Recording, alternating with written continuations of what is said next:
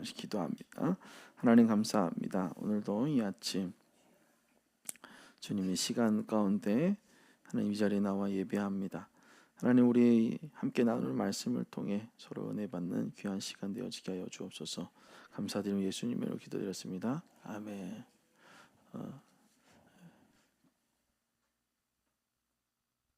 하나님의 기간이 아닌 시간이에요. 네. 오타가 나가지고선 제가 오타를 보냈습니다. 오늘 마태복음 말씀을 읽으면서 여러분 어떤 생각을 하셨습니까? 지나간 주간이 성탄절이에요. 유튜브 이제 페이스북에 올라온 그 목사님들의 일정 삶들 인스타에 자신의 일들을 보니까 대부분 다 생일 케이크 갖다 놓고서 생일 축하합니다 이 찬양 이 노래 부르면서 막 화려하게 뭔가가 일어나죠. 뭔가 이런 일이 일어나고 나면 뭔가가 뭔가 할 것 같잖아요. 그렇잖아요. 안 그래요? 생일이 지났으니 그냥 또 날이구나예요. 아마 예수 그리스도의 탄생이 나타나면 대단한 변혁이 일어날 거다라는 생각을 많은 사람들이 했을 겁니다. 근데 오늘 우리가 읽은 마태복음 2장 13절부터 23절까지의 말씀의 시작을 보면 여러분 어때요? 어때요? 그냥 읽으셔서 생각이 안 나요? 한번 읽어보세요. 어떤 느낌이 드세요? 네? 아니 예수가 그러잖아요. 구주가 나타났고 임마누엘이라 하고 하나님이 함께 하시니까 놀라운 일이 날 거다. 악한 모든 것들이 이제 다 그로 말미암아 다 소멸되어지고 세상이 변할 거다라고 했는데 어떤 일이 일어났어요? 아무 일도 안 일어났나요? 오늘 이야기는 따뜻한 성탄의 이야기와는 전혀 다른 이야기죠. 따뜻한 성탄이고 뭔가 기대와 희망이 있는 그런 성탄의 시간을 지난 첫 주 오늘 우리는 이 말씀을 집중해야 됩니다. 우리가 불편함이 있다라는 거예요. 이 말씀을 읽으면서 좀 불편하잖아요. 예수가 태어났는데 왜 애들은 죽어가고 왜 어려운 일이 일어나고 왜 또 애굽으로 도망은 가는가? 오늘 예수님의 탄생 이후에 도피, 위협 그리고 학살의 얘기들이 오늘 본문에서 나오게 됩니다. 먼저 마태복음을 기록되어진 시기를 보면은요, 평안한 시대는 아니었어요. 뭔가 격변하는 시대였죠. 마태복음 초기 공동체가 우리가 이 길을 계속 가도 되는가? 라는 이런 위기의 한복판에 쓰여진 복음서예요. 여러분 그렇지 않습니까? 예수를 믿고 삶의 여러 가지 막 난관들이 부딪혀올 때 정말 내가 교회를 나와야 될까? 예수를 믿어야 될까? 라는 고민 안 하세요? 그냥 나와요. 고민하지 않습니까? 예수를 메시아로 고백한다는 것은 그 시대의 사람들에게는 결코 가벼운 선택이 아니었어요. 지금이야 나 예수 믿어요. 너 믿는구나 라고 얘기는 하지만요. 그 시대의 유대 그 시대는 예수 믿는다라고 얘기를 하면요, 목숨을 건 믿음이었습니다. 지금도 이스라엘에서는요, 예수를 믿는다라고 얘기를 하면 목숨을 건 믿음이에요. 오늘 여러분 목숨 걸고 믿음으로 생활하고 예수 믿으시는 분들 계십니까? 그러분 손 들어보세요. 핍박받으면서 목숨을 걸고 피를 보며 예배를 드리고 계시는 분이 계십니까? 결코 가벼운 선택으로 예수를 믿지 않는 마태의 공동체, 그들의 선택은 자기 목숨을 거는 여정을 살아갔습니다. 그래서 초기 기독교 공동체는 천천히 믿어도 됩니다 라는 말은 없어요. 예수 믿으시겠습니까? 천천히 결정해보세요. 그리고 또 조금 더 생각해 봅시다라는 얘기는 전혀 없어요. 예수 믿으셔야 됩니다. 그리고 잘 믿으셔야 돼요. 온전하게 믿으셔야 됩니다. 왜요? 유대 공동체에서 떨어져 나왔고 그들에 의해서 누릴 수 있는 건 다 박탈당하고 그냥 지나가다 죽어도 앗소리 못하고 죽어갈 그 공동체를 벗어난 이들의 모습들. 그래서 그들의 믿음은 언제나 즉각적인 결단이 있었고 되돌릴 수 없는 선택이다라는 거예요. 예수를 믿는 것은 바로 그렇다라는 거죠. 근데 유대적 배경을 가진 그리스도인들은 더 큰 혼란 속에 있게 됩니다. 자, 이방인 그리스도인들은 그래요. 그냥 예수 잘 믿고 살아가면, 원래 이방인으로 살았으니까 핍박 가운데 살았으니까 그냥 예수 믿으면 돼요.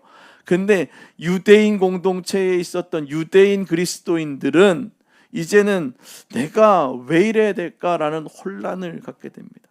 왜냐? 그들은 어디에서 자라났어요? 회당에서 자라났죠. 그리고 율법을 배웠죠. 그리고 뭐라고 얘기합니까? 하나님을 사랑한다라는 말을 했다라는 거예요. 그런데 예수를 메시아로 고백하는 순간 회당에서 어떻게 돼요? 배제되죠. 들어오지도 못합니다. 예배 자리에서는 밀려나고 공동체에서는 쫓겨나고 가족과 이웃에게도 어떻게 됩니까? 멀어지게 되어졌습니다. 그리고 이 시기는 유대교와 기독교가 이제 유대교와 기독교의 분리가 가속화되던 시대예요. 이제 점점 분리되어지는 시간이죠. 그래서 예루살렘 성전은 이미 주후 70년에 함락되어서 이제 그들의 성전은 성전 없는 신앙, 성전 없는 공동체로 살아가던 그 시대를 살고 있었던 것이. 그래서 그들의 가장 필요했던 것이 바로 무엇일까? 한번 생각해 보십시오. 그들에게 필요한 것이 무엇일까? 여러분 예수 믿으시잖아요. 신앙생활 하시죠. 여러분들이 가장 필요한 게 뭐예요? 예수 믿는데. 기적? 더 큰 능력? 아니요. 그들에게 가장 중요했던 것은요, 지금 내가 선택한 이 길이 정말 틀리지 않았는가라는 거예요. 오늘 내가 예수를 메시아로 고백한 이 선택이 틀리지 않았는가라는 그런 고백이, 그러한 것이 있었을 거예요. 그래서 그거에 대한 확실한 응답을 기다렸을 것입니다. 그래서 마태 공동체에게 그렇게 얘기했을 것이죠. 그런데 주 80년부터 90년경에 되면서 로마 제국이 점점 왕성해지고 황제 숭배를 거부하는 기독교인을 뭐라고 얘기하냐? 무신론자 혹은 반사회적 집단으로 의심하기 시작합니다. 이제 어떻게 해요? 핍박이 점점 심해지는 시대를 삽니다. 여러분 참 아이러니한 세상 가운데 살지 않습니까? 하나님을 가장 깊이 믿는 사람들이 신이 없는 사람이다. 하나님을 고백하지 않는 사람이 되어지고, 사회를 해치지 않는 사람들이 사회를 위협하는 사람이 되어져 가고 있다는 것입니다. 이런 시대를 살아가는 마태 공동체는 분명히 두려웠을 것입니다. 그들의 공동체는 내가 마태와 함께 예수를 메시아로 선택한 이 선택이 바른 선택일까라는 두려움이 있었을 것입니다. 오늘 사는 우리들은 어떤가요? 세상은 빠르게 변하고 어느 것 하나 낙관적인 전망을 주질 않습니다. 성탄절이 지나고 새해를 며칠 앞두고 있지만 우리의 삶의 자리에서는 기대보단 불안, 희망보단 걱정의 소리가 더 큽니다. 누구도 쉽게 괜찮다라는 말을 하지 않는다는 것입니다. 오히려 더 어려워질 것이다 라는 말을 합니다. 바로 이때 오늘 본문은 우리에게 말하고 있는 것입니다. 그들이 떠난 후에라는 것이죠. 화려함이 떠난 후에, 뭔가 일어날 것 같은 기대감이 사라진 후에, 기적의 소리를 듣고 난 후에 들려온 음성, 그들이 떠난 후에라는 것입니다. 여러분 이 말은 참 중요하죠. 주의 사자들이 찬송과 영광 그리고 메시아의 탄생의 기쁨, 그 모든 것들이 지난 후에요. 지나간 후에 그들이 다 떠나가고 이제 나의 그 어떠한 믿음의 그 충만함이 막 절정에 이르고 딱 친 다음에 훅 떨어져서 다시 일상으로 돌아왔던 나의 삶. 모든 감격이 사라진 뒤 요셉에게 말하고 있습니다. 일어나 아기와 그의 어머니를 데리고 애굽으로 떠나라. 여러분, 이 말 어디서 많이 들어본 것 같지 않아요? 이상하지 않습니까? 기적이 있었는데 왜 도망쳐야 하냐는 거예요. 자, 베들레헴에서 그 아이가 태어났는데 이상한 사람들이 와서 절하고 경배하고 임마누엘이라는 생각, 그런 환상까지 듣고 또 그것을 마음에 또 들었는데 그 기적을 경험했는데 어떤 사람이 돼버렸어요? 도망자가 돼버린 거예요. 도망자. 구원이 시작됐는데 피신을 하게 되어지는 거죠. 어디로 도망갑니까? 애굽이죠. 다른 곳이라고 말하지 않아요. 애굽이다라는 거예요. 애굽은 이스라엘 역사의 아주 특별한 장소죠. 이스라엘이라고 이름되어지고 그들이 다 소멸되어질 수밖에 없었던 그때에 애굽의 총리 대신이 되어진 꿈의 사람 요셉을 통해 그들의 민족이 구원함을 얻게 되어진 거죠. 그들은 굶주림에서 살아났고 한동안 평안함으로 살아갔던 그곳이 바로 어디였습니까? 애굽이었습니다. 그러나 하나님은 그 애굽에서 다시 애굽으로 다시 떠나게 했다라는 거예요. 자, 거기서 출애굽 시켰는데 다시 떠나게 했어요. 놀랍게 그 예수님의 들어감, 그 애굽으로 들어간 예수님, 오늘 다시 또 그 예수님이 애굽으로 들어가게 되어지는 것입니다. 마태는 아마 의도적으로 요셉을 등장시켰을 수도 있습니다. 바로 오늘 본문의 그 요셉, 아무 설명을 듣지 못한 그 요셉의 행동을 봤다라는 것이죠. 왜 애굽에 있어야 하는지, 얼마나 있어야 하는지, 언제 돌아올 수 있는지를 아무것도 모르지만 그러나 그는 어떻게 했습니까? 순종하였다라는 것입니다.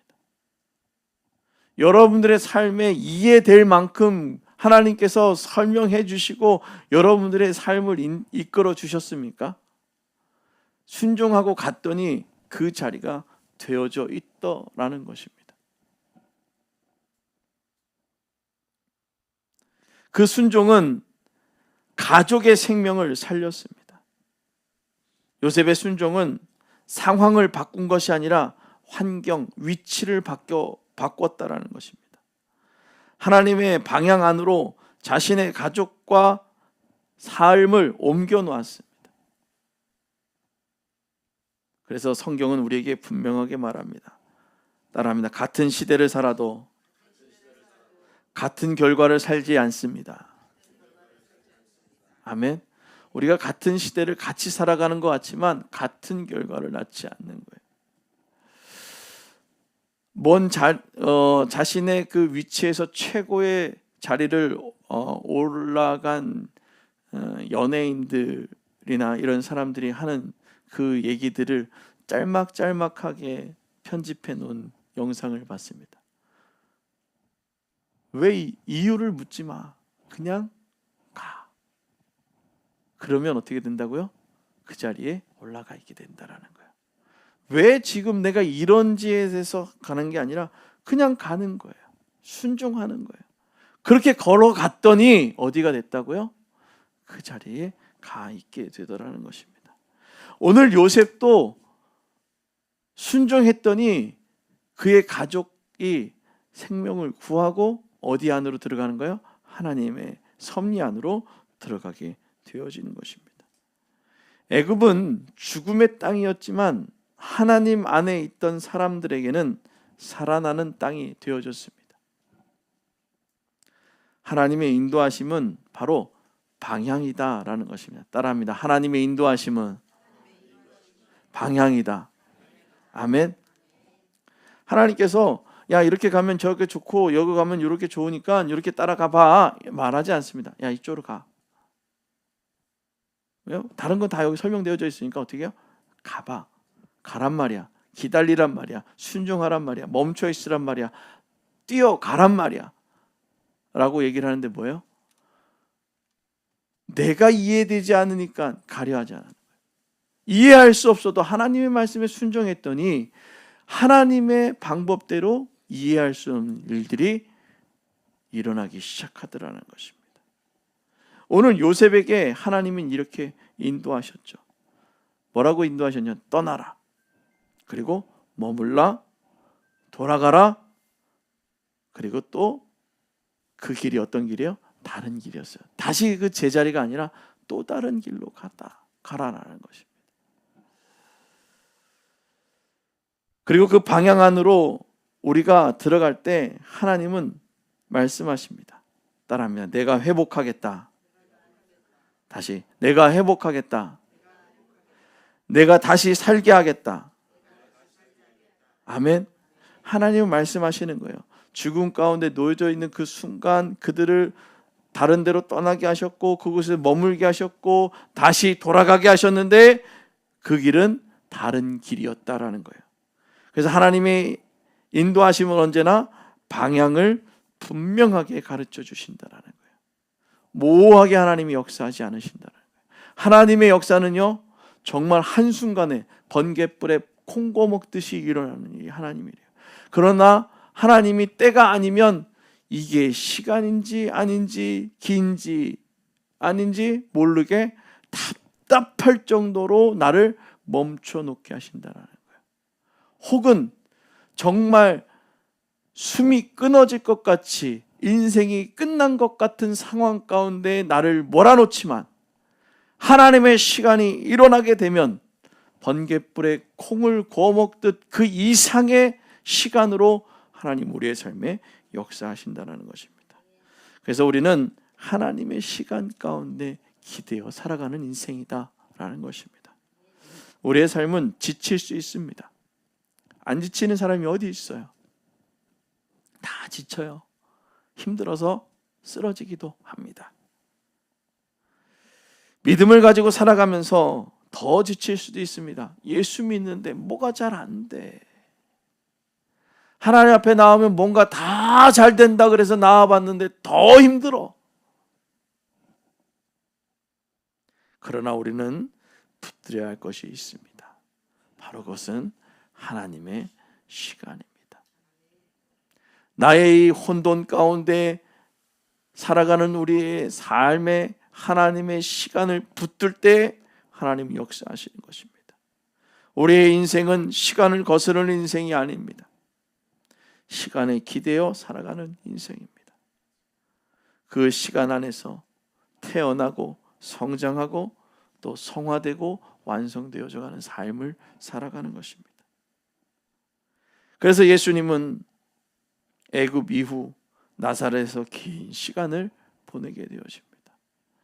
나사렛에서 긴 시간을 보냈다는 얘기를 잘 생각해 보면 나는 그냥 분명히 구원자라고 메시아라고 임마누엘이라고 했는데 그냥 나사렛에서 그냥 그렇게 살아가네 라고 생각할 수밖에 없는 시간을 살아갔던 예수의 인생입니다. 그러나 그 시간은 버려진 시간이 아니라 하나님의 시간이었습니다. 사랑하는 성도 여러분, 지금 우리의 삶이 아직 나사렛처럼 아무것도 일어날 것 같지 않고 그냥 나는 이렇게 살다가 말 것 같아 라는 인생으로 살아갈 수도 있습니다. 그러나 그렇게 보여도 괜찮습니다. 화려하지 않아 보여도 괜찮습니다. 느려 보여도 괜찮습니다. 하나님의 시간은 하나님의 때에 하나님의 방법으로 하나님이 원하시는 자리에 우리를 세우게 될 줄로 믿습니다. 그러므로 두려워하지 마십시오. 하나님의 선하신 방법 안에서 믿음의 여정이 성화되어져 갈 줄로 믿습니다. 오늘 그 성화의 과정으로 하나님의 시간에 기대어 온전히 성화되어져 가는 저와 여러분들이 되어지기를 주님을 축원합니다. 기도하겠습니다. 거룩하신 하나님 감사합니다. 오늘도 성탄의 그 기쁨이 가시자마자 오늘 요셉과 그의 가족에게는 애굽으로 피난하는 그런 위기의 순간이 다가왔습니다. 우리가 예수를 믿고 하나님의 자녀로 살아가는데 뭔가 왜 우리의 삶에는 위기만 있을까? 그러나 그 위기의 순간 하나님의 음성에 순종할 수 있게 하여 주시옵소서. 머문 것 같고 아무것도 되는 것 같지 않은 그 순간에도 하나님의 시간은 움직이고 있고 하나님의 시간에 기대어 살아가는 인생임을 기억하는 우리들이 되어지게 하여 주옵소서. 하나님의 시간을 붙들고 기대어 살아갈 때에 우리가 성장하게 되어지고 또 우리가 성화되어져 하나님이 원하시는 모습으로 그리스도인의 삶을 온전히 살아낼 줄로 믿습니다. 내 생각과 내 뜻 앞에 무너지지 않게 하시고 하나님의 생각과 하나님의 뜻 앞에 순종하여 주가 원하시는 그 하나님의 나라가 이 땅 가운데 이루어지게 하여 주시옵소서. 감사드리며 예수님의 이름으로 기도드리옵나이다. 아멘. 우리 다 일어나셔서